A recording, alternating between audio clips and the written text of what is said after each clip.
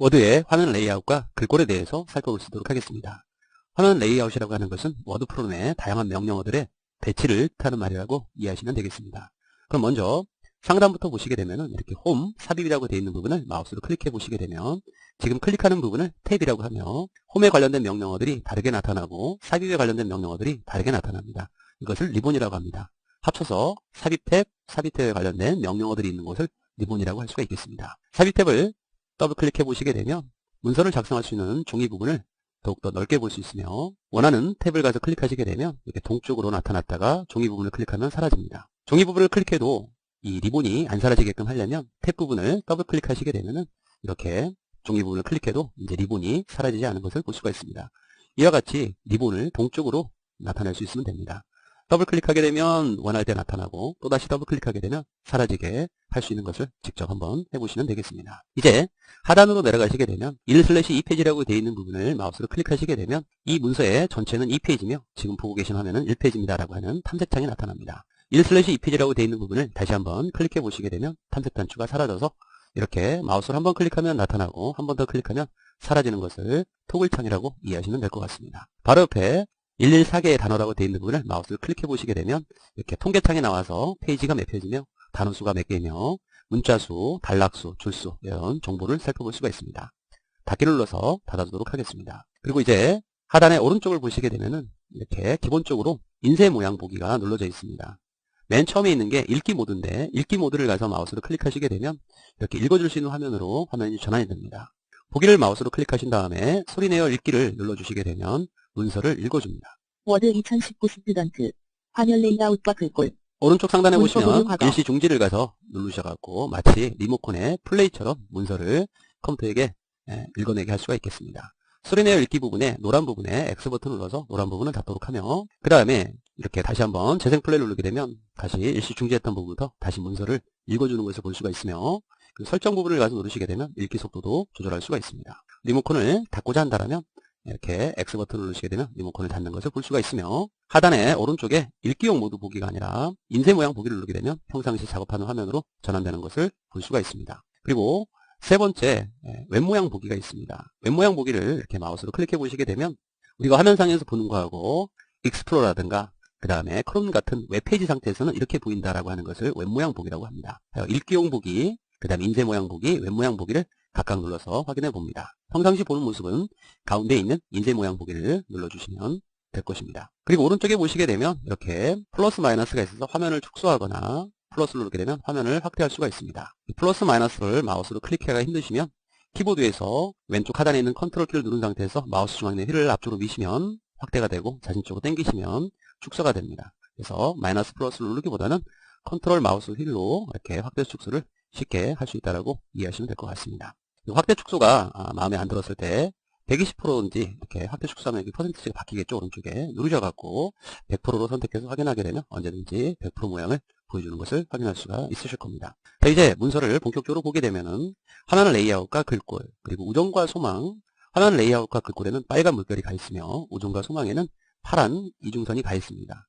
이거는 선을 칠하는 것이 아니라 바로 언어 교정에서 이와 같은 작업이 되어 있기 때문에 그렇습니다. 이와 같은 빨간 물결과 파란 이중선을 사라지게끔 하려면 파일을 마우스로 클릭하신 다음에 그리고 옵션을 선택합니다. 그리고 언어 교정을 마우스로 클릭해 보시게 되면 이와 같이 언어 교정에서 보시게 되면은 입력할 때 자동적으로 맞춤법 검사가 체크가 되어 있기 때문에 화면 레이아웃과 글꼴에서 이 부분은 맞춤법 검사에서 틀리지 않았나라고 이렇게 말해주는 것입니다. 하여 입력할 때 자동적으로 맞춤법 검사를 체크를 해제하시고 확인을 눌러주시게 되면 빨간 물들이 사라지는 것을 볼 수가 있습니다. 이번에는 파랑 이줄선을 두 줄로 쳐져 있는 과거 콤마 한 칸 띄고 우정 콤마 한 칸 띄고 소망인데 우정과 소망은 콤마 사이가 이렇게 붙여져 있기 때문에 문법 오류 표시를 체크가 되어 있기 때문에 문법적으로 틀리지 않았느냐 콤마 사이는 띄어놔야 되는데 이렇게 파랑 이중선이 생깁니다. 파랑 이중선을 없애고자 한다면 물론 우정 콤마 소망을 직접 한 칸을 띄워줘도 이렇게 없어지지만 글자 크기 변화라고 해서 분명히 틀린 부분이 없는데 이대로 그대로 쓰고자 하는데 파란 이중선이 보고 싶지 않다라고 할 때는 파일의 옵션을 선택해 주시고 언어 고정을 선택하신 다음에 입력할 때 문법 오류 표시를 체크를 해제하시고 확인을 눌러주시게 되면 이제 파란 이중선들이 다 없어지는 것을 볼 수가 있습니다. 자, 이번에는 문서 작성에 있어서 글자 크기를 크게 하고 작게 할 일이 많습니다. 물론 이 두 번째 있는 보고서 제목을 이렇게 번호로 잡으신 다음에 홈 탭에 보시게 되면 글씨를 크게도 할 수가 있고 작게 버튼을 눌러서 작게도 할 수가 있습니다. 하지만 이것을 조금 더 빠르게 단축키 형태로 하려면 컨트롤 키를 누른 상태에서 그 다음에 대괄호 닫히는 모습을 눌러주시게 되면 글씨가 커지고 대괄호 열리는 모습을 눌러주시게 되면 글씨가 작아지고 커지는 것을 볼 수가 있습니다. 직접 저기를 마우스로 클릭하는 것보다 이렇게 단축키가 때로는 더 빠를 때가 있다고 생각하시면 될 것 같습니다.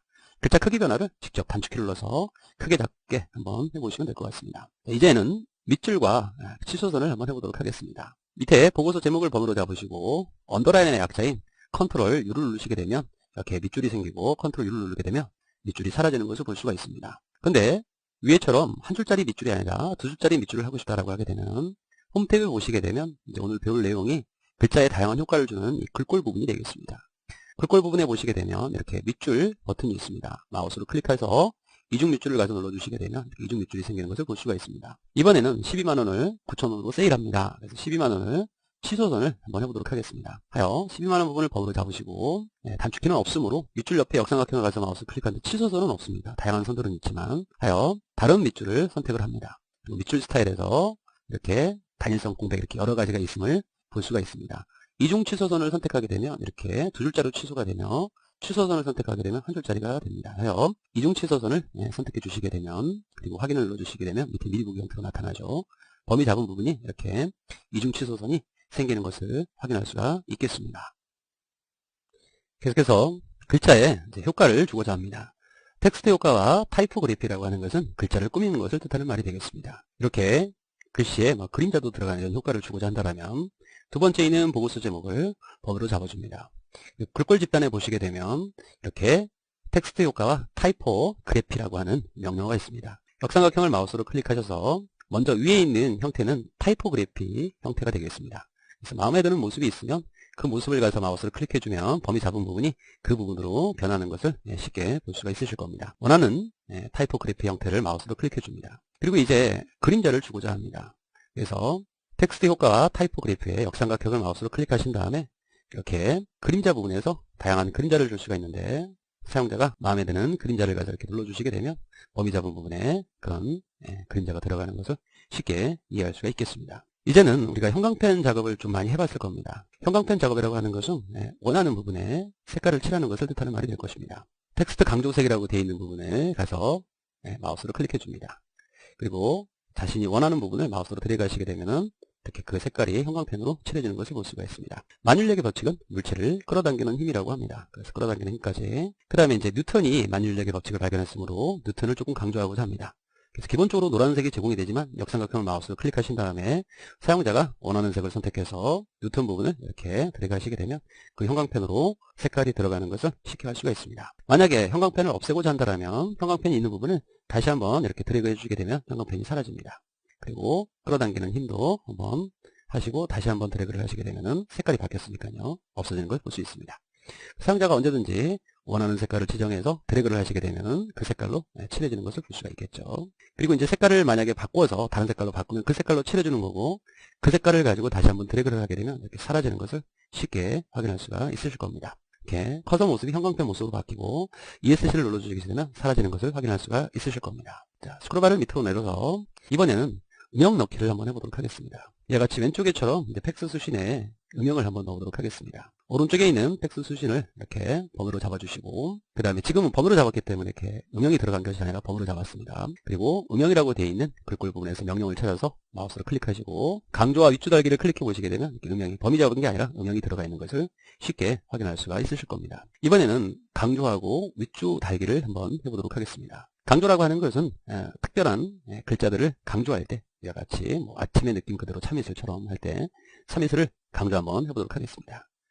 참이슬을 번호로 잡아주시고 홈 탭에 글꼴 집단에 보시게 되면 이렇게 강조하는 모습이 없는데 글꼴 자세히를 눌러주시게 되면 자세히라는 명령어는 이렇게 한 명령어씩 모아놓고 오른쪽 이렇게 화살표가 있습니다. 여기 있는 명령어보다 더 많은 명령어 창을 나타나게 하는 것을 글꼴 자세히라고 합니다. 거기에 보시게 되면 이와 같이 강조점이 있습니다. 강조점 없음이라고 되어 있는 부분에 원하는 부분을 가서 마우스를 클릭하시고 그러면 범위 잡은 참이슬을 위해 이렇게 마우스로 클릭한 점들이 생기는 것을 볼 수가 있습니다. 확인을 가서 눌러줍니다. 근데 이렇게 눈에 띄지가 않고 예쁘지가 않습니다. 이때 쓰는 기법이 바로 강조보다는 윗줄을 달아서